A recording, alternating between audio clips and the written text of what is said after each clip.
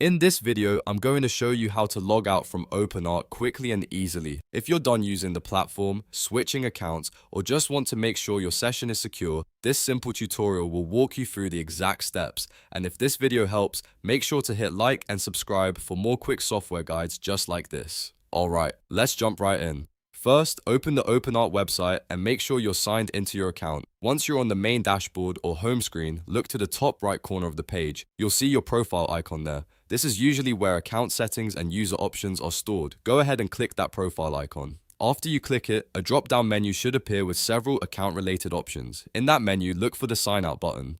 Depending on the layout, it may also be labeled logout, but the purpose is the same.